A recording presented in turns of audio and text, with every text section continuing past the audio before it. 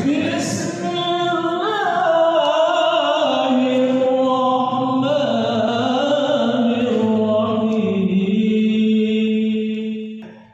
kita pada pagi ini, samakah zakat dengan pajak? Jadi zakat inilah yang telah mengantarkan umat Islam, kaum muslimin sampai pada puncak kejayaan itu. Tidak ada sumber lain dari sumber yang 4 macam itu mampu Islam menyebar ke seluruh dunia. 2/3 dunia dikuasai oleh Islam dengan menggunakan sumber keuangan, sumber fiskal dan tempat itu. Assalamualaikum warahmatullahi wabarakatuh. Bismillah, walhamdulillah, wassalatu ala rasulillah, wala hawla wala quwwata illa billah. Yang sama-sama kita hormati Ketua DKM Masjid Muhajirin beserta jajarannya, penasihat Masjid Muhajirin, Ketua RW 13 beserta jajarannya, wabil khusus Akhina Kiram Al-Ustaz Dr. Haji Nur Zakaria, dan yang dirahmati Allah Subhanahu wa Ta'ala, rekan-rekan sejawat jamaah Masjid Muhajirin. Pagi ini saya akan mengutip sebuah hadis yang diriwayatkan oleh Imam Al-Bukhari dan Imam Muslim, muttafaqun alaih, dari sahabat yang mulia Abu Hurairah. Kata beliau, Rasul berkata, "Ma min sahibi zahabin wala fiddatin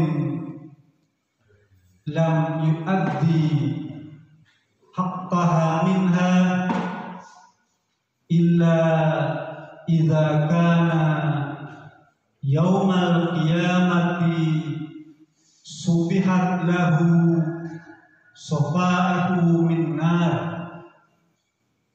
fahmi 'alaiha fi nari jahannama fayuqwa biha jibahuhu wa junubuhu wa dhuhuruhu ay yuwassi'a jismuhu laha kulluha."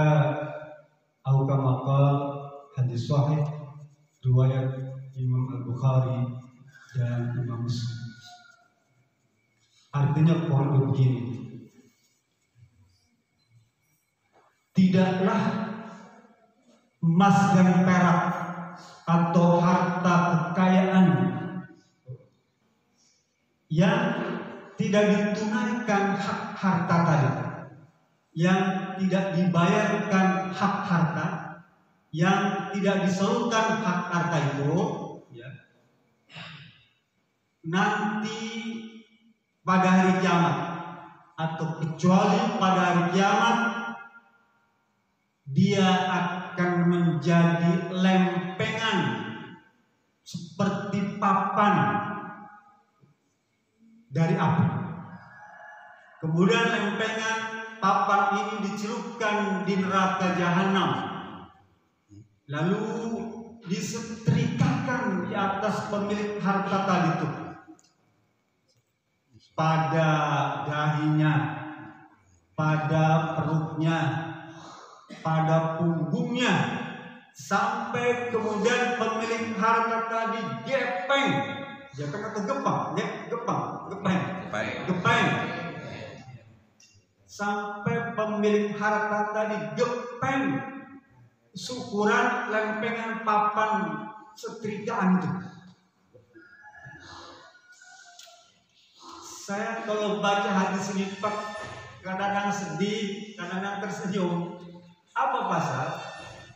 Karena kalau kita merenungkan hadis tadi, ngeri Pak.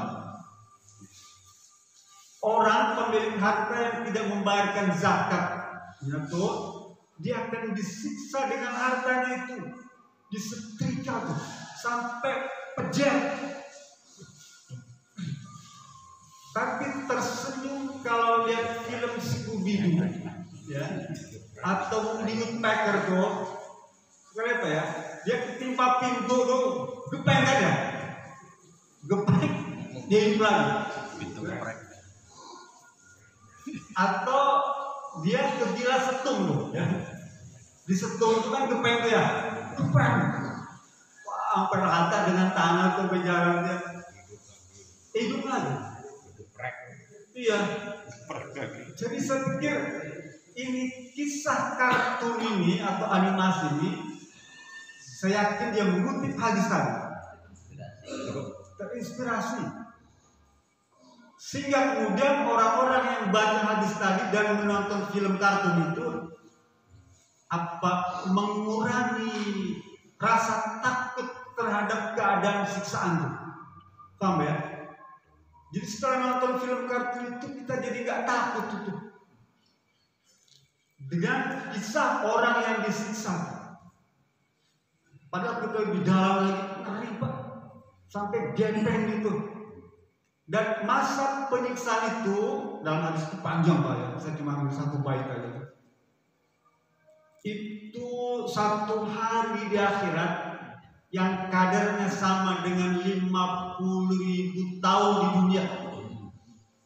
Bayangkan, sekali disetrika itu 50.000 tahun tuh. Hadis ini menandakan bahwa pentingnya pelaksanaan zakat mal. Zakat itu ada 2, zakat fitrah dan zakat mal, zakat harta. Sebenarnya yang diwajibkan pembayaran zakat mal itu sedikit Pak, cuma 4 macam. 1 emas perak, 2 pertanian, 3 peternakan, 4 perdagangan, 4 saja. Yang didasarkan hadis yang sahih 4. Pertanian, enggak semua tanaman, cuma kurma, gandum, kismis, anggur kering itu 3 saja, enggak banyak yang dibayarkan zakatnya. Peternakan, enggak semua hewan, cuma onta, sapi, kambing 3. Perdagangan dah, untung bersihnya tuh. Dan ini semua hukum Islam yang kedudukannya sama wajibnya dengan sholat.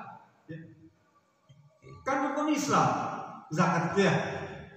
Kita pikiran itu yang namanya zakat itu cuma zakat fitrah tuh, yang 2,5 kilo atau 2,7 kilo tuh.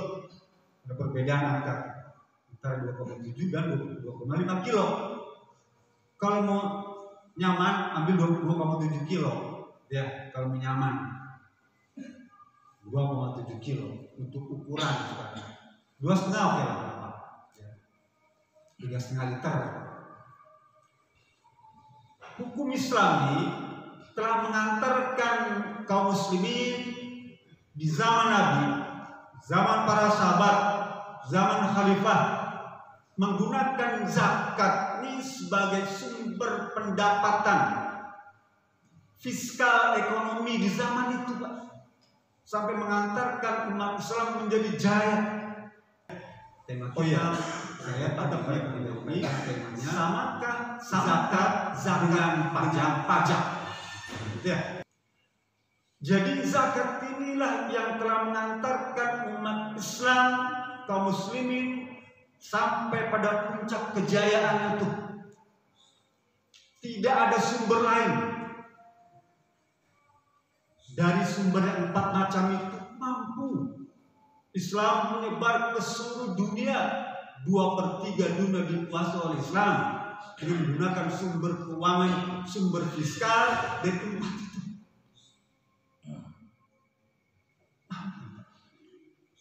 Dulu ada pajak, tapi itu buat orang kafir, jizyah namanya, atau dharibah.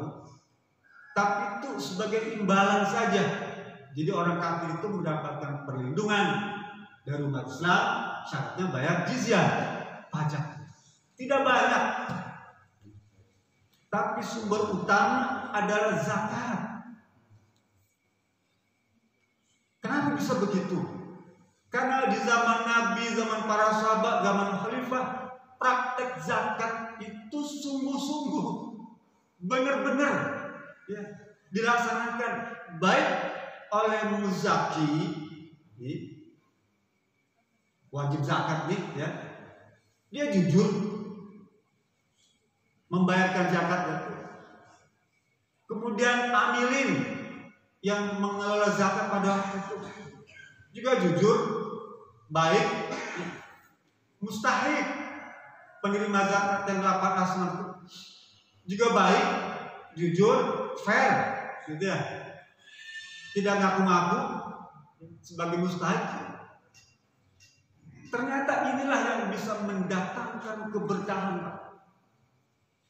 Sampai semua tercukupi. Bahkan di zaman Khalifah Umar bin Abdul Aziz, dia berkuasa 2,5 tahun, Pak, jadi khalifah. Tapi karena praktek zakat yang baik, maka di akhir kekhalifannya tidak ada satupun rakyatnya yang mau menerima zakat. Susah orang kaya cari Pak, mustahil. Sampai kemudian Umar bin Abdul Aziz tengok ke Baitul Mal, ada yang masih sisa nggak? Kata penjaga, banyak khalifah. Ini mau dikemanakan lagi? Bagikan ke rakyat. Masih ada lagi, bagikan kepada orang yang punya utang, lunas semua. Masih ada lagi, bagikan kepada orang yang mempoligami. Jadi sampai kemudian yang pembaca syair pun diberikan semua. Itu susah cari mustahil. Saking hebatnya ajaran Islam ini, syariat Islam ini.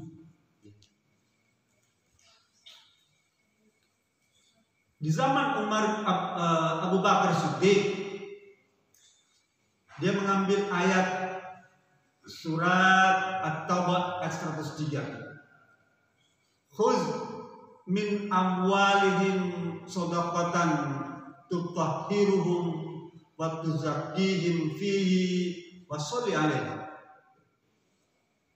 Kata Allah Subhanahu wa taala, ambillah zakat itu dari mereka tuh untuk mensucikan harta mereka, untuk menumbuhkan harta mereka agar bisa berkembang tuh, bisa bertambah tuh. Zakat itu maknanya tumbuh, Pak, berkembang. Jadi kalau orang bayar zakat, dia kelihatannya berkurang, tapi sebetulnya akan tumbuh, Pak. Kayak kita punya pohon mangga di rumah, nggak berbuah-buah tuh, ya. Atau kecil aja. Ada apa? Mangade, betul ya? Nah, penyakit, benalu. Kalau nggak dibersihin nggak tumbuh, nggak berbuah-buah. Bersihkan. Zakat itu begitu. Zakat itu semacam kotoran yang menempel pada harta kita. Buang itu supaya bisa tumbuh. Sucikan harta kita itu tumbuh. Itulah yang dipraktekkan oleh umat Islam yang sehingga kata Umar bin Khattab, kata Abu Bakar Siddiq, barang siapa yang tidak mau bayar zakat, maka akan aku perangi. Kalau dulu di zaman Nabi dia menyetorkan seekor domba untuk zakat hartanya, kalau sekarang dia tidak setorkan kepada khalifah, akan saya perangi dia. Mananya Pak? Zakat itu bagi orang yang tidak mau bayar zakat ada paksaan, harus dipaksa. Paksa. Sekarang kita tengok sekarang hari ini.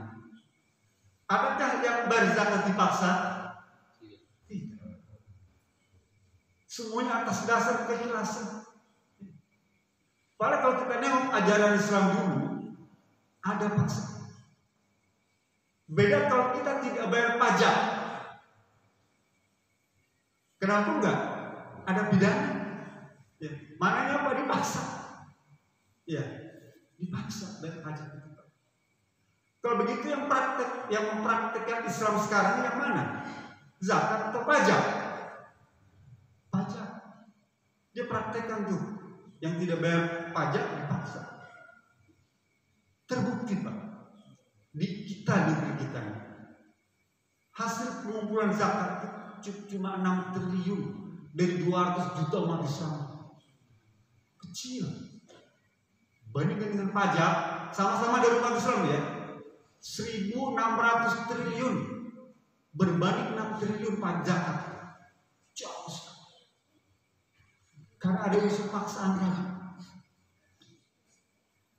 Sekarang gak usah dipaksa lah kita, karena melanggar HAM. Yang kedua, karena negara kita bukan negara muslim. Jadi juga tidak relevan juga kalau dipaksakan zakat.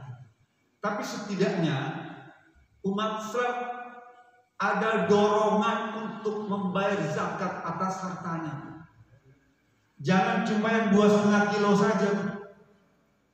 Tingkatkan. Dulu zaman Nabi atau zaman sahabat, orang punya domba 40 ekor harus bayar zakat 1 ekor. Sekarang orang punya taksi 40 buah mobil ini bayar zakat jadi? Enggak. Kenapa begitu? Karena nggak ada hadisnya. Dulu zaman Nabi nggak ada mobil, jadi nggak bayar zakat. Dulu zaman Nabi orang punya onta 5 ekor, dia wajib bayar seekor anak unta. Ya. Kalau nggak dipaksa dia. Sekarang orang punya bis pariwisata 5 buah, bayar pajak nggak? Bayar zakat nggak? Enggak. Kenapa? Karena tidak ada hadis. Di zaman Nabi nggak ada bus pariwisata. Ya. Di zaman Nabi, zaman sahabat, orang punya sapi 30 ekor harus bayar anak sapi 1 ekor. Sekarang kita punya kapal ya 30, punya perahu 30. Bayar zakat enggak? Enggak. Kenapa? Karena di zaman Nabi enggak ada perahu, enggak ada kapal. Ya, alasannya begitu. Di zaman Nabi orang punya kebun kurma tuh sekitar mungkin 1,5 hektar gitu ya. Tiap panen dia bayar 10% tuh hasil panen kurma tuh. Sekarang kita punya kontrakan ya 10 rumah, 5 rumah, 3 rumah. Bayar zakat enggak? Enggak. Karena di zaman itu enggak ada kontrakan. Lah, kalau melihat begitu, ya, para ulama telah memberikan jalan keluar. Siapa di antaranya? Sebutkan Imam Malik, Imam Qurtubi, Ibnu Arabi, orang-orang hebat semua. Ya. Imam Asy-Syatibi, Muhammad Syahid. Mereka membolehkan tuh pembayaran zakat atas harta-harta yang dimiliki, sekalipun di zaman Nabi tidak ada. Kasih contoh. Dulu di zaman Nabi tidak, itu bayar zakat pakai beras. Kan darah nggak ada beras. Tapi para ulama ijtihad mengkiaskan tuh gandum menjadi beras. Di zaman Nabi tidak ada tuh zakat kerbau, karena di hari tidak ada kerbau. Kalau Bapak baca kitab Imam Asy-Syafi'i dalam Al-Qabid, itu nggak ada perkataan kerbau. Tapi begitu Imam Asy-Syafi'i pindah ke Mesir, baru dia tulis dalam kitab Qaul Jadidnya tentang wajibnya zakat kerbau. Karena di Mesir ada kerbau, maka dia harus bayar zakat. Makanya apa? Dinamis, ya. Yang namanya apa, ibadah ilmu fikih itu dinamis. Dulu kita tidak pernah mengenal zakat profesi, ya. Sekarang ada zakat profesi, ya. Maknanya dinamis. Dulu mustahik itu, fisabilillah itu cuma untuk orang yang perang. Ya. Yang boleh dapat terima zakat itu cuma orang perang. Tapi perkembangan boleh buat alat perang, boleh buat perbekalan perang. Naik lagi, orang pergi haji, fisabilillah, boleh dikasih zakat tuh, penerima zakat tuh. Naik lagi, tambah lagi, orang yang menuntut ilmu boleh diberikan. Naik lagi, lembaga keagamaan yang berkaitan dengan pendidikan boleh diberikan. Maknanya apa? Semakin berkembang untuk ilmu fikih itu sesuai dengan kebutuhan zaman. Kalau begitu kita pun sama. Kalau kita merasa punya harta yang tidak nas atau misalnya tidak terdapat penjelasannya, kalau memang pantas untuk dibayarkan, bayarlah zakat. Bayar. Agar umat Islam ini yang selama ini sempoyongan tersyok-syok menghadapi ekonomi di kampung kita, terbantu, tertolong dengan apa? Dengan kesadaran kita mengeluarkan zakat.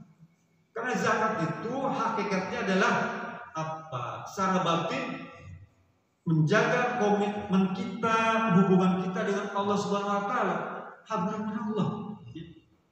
Tetapi komitmen sosialnya, lahiriahnya itu adalah membangun masyarakat supaya ada pemerataan tuh. Itu yang disebut sebagai hablum minanas. Antara zakat dan pajak memang secara istilah nama berbeda, landasan ideologi berbeda. Kalau zakat landasannya Quran hadis, kalau pajak landasannya ijtihad, undang-undang tuh. Undang-undang kan asli ijtihad, ya, dasarnya itu. Tapi kalau kita perhatikan ujungnya tuh, ujung ijtihad pajak itu apa? Bentuk ketaatan kepada pemimpin, kepada ulil amri. Bukankah kita diperintahkan oleh Allah untuk taat kepada Allah, kepada Rasul, dan taat kepada ulil amri? Paham ya? Kalau begitu, kalau kita bayar pajak, itu bukti kita ketaatan kepada pemimpin yang juga melaksanakan perintah Allah. Paham ya?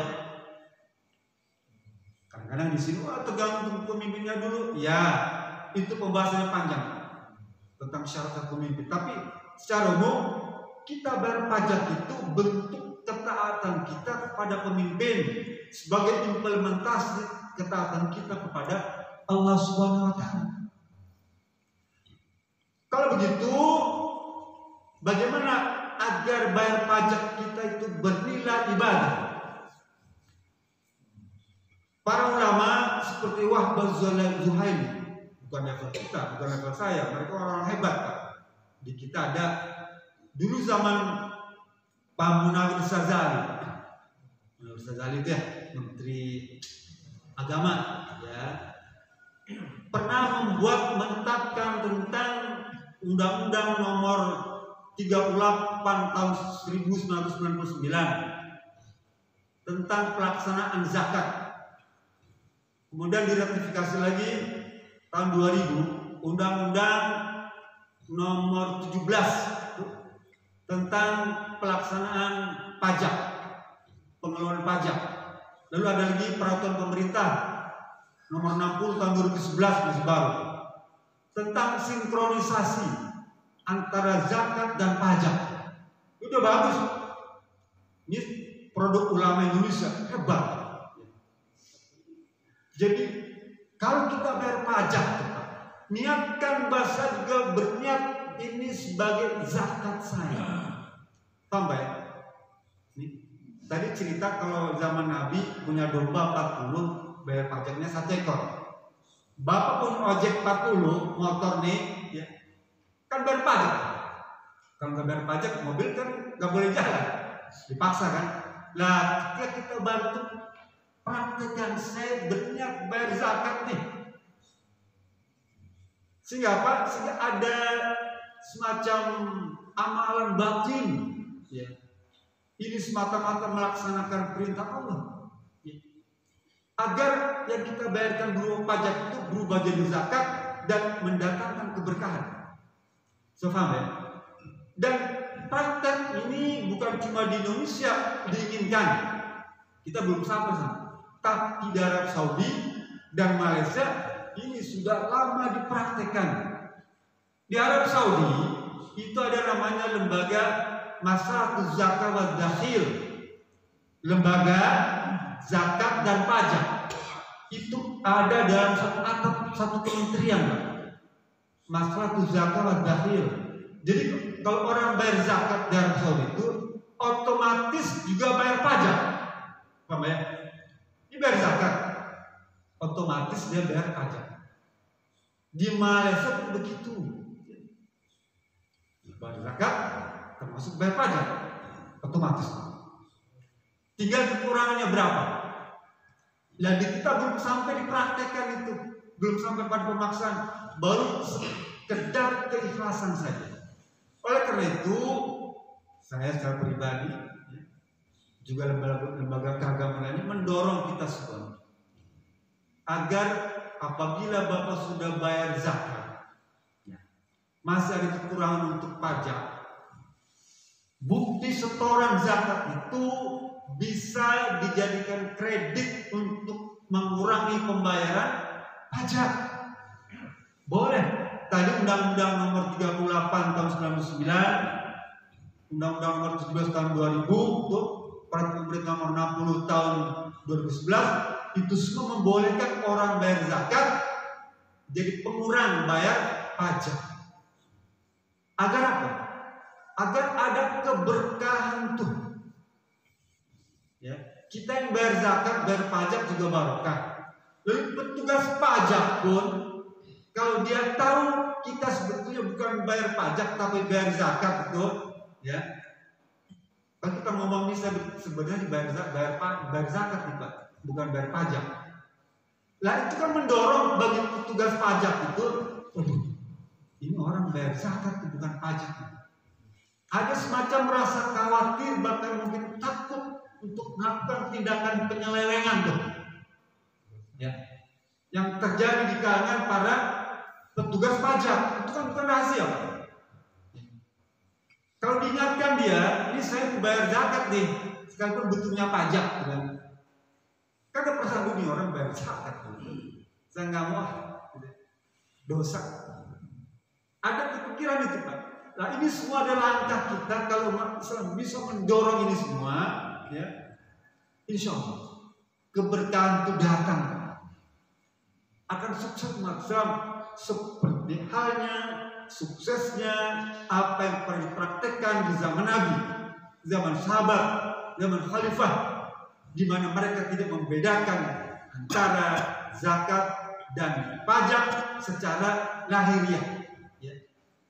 Secara zahiriah. Kalau batinnya beda, namanya beda, dan beda banyak beda, ya. Mustahiknya beda, muzakinya beda. Tapi secara zahir, secara lahirnya sama. Karena tujuannya apa? Untuk kemaslahatan masyarakat. Kan tujuannya itu Pak. Bapak bayar zakat fitrah nih, zakat mal. Kan tujuannya untuk kemaslahatan masyarakat, untuk kesejahteraan masyarakat, untuk kemakmuran masyarakat. Kan itu tujuannya semua. Pajak juga sama kan? Pajak pun sama. Nah kalau selama mempraktekkan apa yang pernah dipraktekkan di zaman Nabi, zaman sahabat, itu semua jadi ibadah, Pak. Ibadah. Kalau selama ini kita bayar PPKB, bayar pajak motor, mobil, rumah, segala macam itu, kita nggak pernah berpikir tuh tentang nilai syariat itu, tentang pahala. Nggak ada tuh. Bayar. Bahkan mungkin otomatis langsung di-downgrade dari rekening kita. Padahal kalau niatan ini saya bayar zakat nih, sekalipun di situ judulnya pajak, kan amal itu kan tergantung hati. Bapak bisa bedakan antara sholat qobliyah subuh, sholat tahiyatul masjid, dan sholat subuh. Sholat subuh, sholat fajar, sholat tahiyatul masjid. Tiga-tiganya kan sama, Pak. Tata caranya kan sama ya. Yang beda apa? Niatnya aja. Niatnya sama semua, nggak dibedakan. Sholat subuh, sholat qobliyah, sholat tahiyatul masjid sama semua. Cuma niatnya saja. Orang kafir motong ayam, orang Islam motong ayam, ya. Sama bentuknya. Apa bedanya? Niatnya. Yang satu pakai bismillah, satu enggak. Cuma niatnya saja. Ya. Orang kafir, orang Islam apa bedanya? Bedanya cuma niatnya saja. Syahadat. Orang Islam baca syahadat, orang kafir enggak. Jadi membedakan itu adalah ikrar itu. Ya. Begitu juga dengan zakat dan pajak. Yang bisa membedakan niatnya. Ikrar itu. Pak, saya membayar zakat. Bentuknya pajak. Ya. Sekalipun gak diucapkan secara keras-keras. Ya. Saya bayar pajak apa? Pajak motor, ya, pajak mobil, PBB, apalagi itu. Lalu kita pajak yang lain kan belum pernah, Pak. Mohon maaf saja, ya. Sedikit umat Islam yang bayar pajak, sedikit. PPN atau pajak penghasilan, ya, pajak kekayaan. Padahal ada ketentuan itu, Pak. Penghasilan yang 54 juta setahun, ya, 54 juta setahun ini, dia wajib bayar pajak 5%. Umat Islam yang punya kekayaan 85 gram emas sekitar 80 juta wajib bayar zakat 2,5%. Kalau kita sudah tahu, saya bayar zakat 2,5% kali 80 juta uang nih, emas perak sekitar 2 juta. Ketentuan pajak negara itu 5% kali 54 juta sekitar 2,5 juta. Kekurangan itu 500.000, setorkan ke lembaga pajak. Nih, saya bayar pajak kekayaan saya. Saya udah bayar zakat 2 juta. Ini kurang 500.000 lagi. Ini saya bayar pajak. Nah, tapi dia zakat. Tapi di kantor pajak. Karena kita belum ada lembaga yang menangani itu. Saya sebetulnya secara pribadi berharap ke depan pajak itu ada konter khusus, ya, untuk penanganan zakat. Mungkin istilahnya apa, kantor pajak syariah. Nah, gitu ya. Boleh gitu Pak ya? Kantor pajak syariah. Jadi orang Islam itu datang ke sana, dia bayar zakat, bayar pajak di situ. Kan tinggal membedakan saja. Uang itu bercampur, nggak apa-apa. Orang uang yang kita pegang itu, Pak, mungkin di pasar diuyek-uyek sama tukang dagang babi itu kan ya. Uang yang kita kantongin itu namanya benda mahar itu. Uang yang diuyek-uyek, bahkan kalau supir angkot itu kalau dapat duit banyak dikencingin sama dia, Pak. Dia kalau tuh dapat duit banyak nih, dikencingin duitnya tuh. Najis kan? Tapi kalau kita tidak tahu, tidak tahu. Sampai dengan harta zakat dan pajak pun dia bisa bercampur tuh. Ya. Tapi kan bisa dibedakan dari catatan. Ini yang zakat, ini yang pajak. Ini pajak pun dipisahkan lagi. Pajak orang Islam dan pajak orang kafir. Ya. Itu mudah. Apalagi pakai komputer sekarang kan lebih gampang. Ya. Jadi mari ya, kita sebagai Islam ini berusaha sedapat mungkin agar apa yang kita kerjakan itu selalu bernilai ibadah. Desah nafas kita bernilai ibadah, termasuk juga baik. Ya. Itu saja yang bisa saya sampaikan. Mohon maaf. Ya. Fattakum walakuminkum billahi bisabilillah. Assalamualaikum warahmatullahi wabarakatuh.